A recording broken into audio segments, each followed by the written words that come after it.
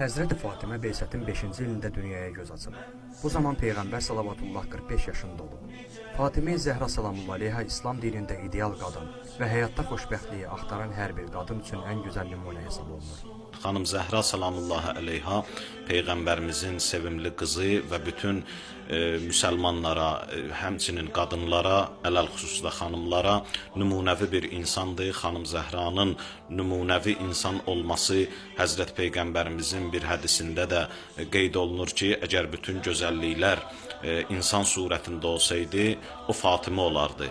Yəni, Həzrət Fatimə Zəhra bir qadın olaraq, xanım olaraq bütün gözəllikləri özündə cəmləşdirən bir xanım olub ki, o Allahın Peyğəmbərə eyni zamanda da hədiyyəsidir.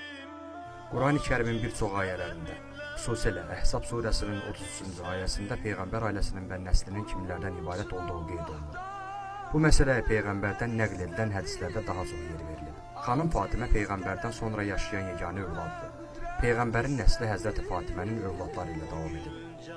Xanım Zəhra Salamullahi Aleyhanın vasitəsilə Həzrət Peyğəmbərin nəsli davam eləyir və bu günün özündə də Xanım Zəhra nəsli, yəni bütün İslam cəmiyyətlərində mövcuddur, seyyidlər, ağalar və Xanım Zəhra Salamullahi Aleyhanın nümunəvi bir şəxsiyyət, nümunəvi bir xanım olmasını bir hədisdə də qeyd eləmək olar ki, bizim 12-ci imamımız İmam Zaman Ağa belə bir hədisdə buyurur ki, Peyğəmbərin qızı mənim üçün ən gözəl nümunədir. Yəni, məsum bir imam Xanım Zəhranı özünə nümunə götürür.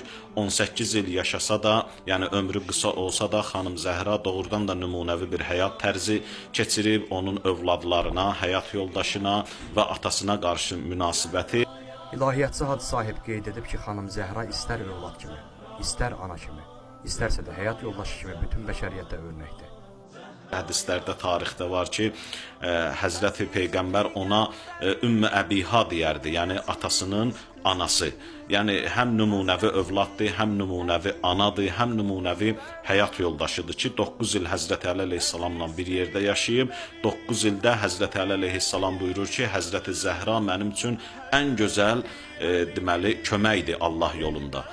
Doğrudan da Xanım Zəhranın xanımlığı, onun əzəməti, bütün dünyada bu günləri öz əksini tapır və Xanım Zəhranı insanlar dərk eləməyə başlayırlar. Bu doğrudan da böyük bir nemətdir. Allahın məxsusən bizə bəxş etdiyi ən böyük dəyərli nemətlərdən biridir ki, Xanım Zəhranı bu günləri biz az da olsa tanıyıb, sevirik.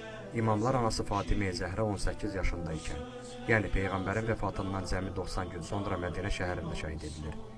Peyğəmbər o xanım haqqında belə buyurur. Fatimə insan simasında bir huridir. Beş qoxusunu arzulayanda onu Fatimədən alıram. Biz də bu əlamətdar gün münasibəti ilə bütün dünya müsəlmanlarını təbrik edirik. Səbuhi Vaqifoğlu, Elton Məmmədov, İnteras.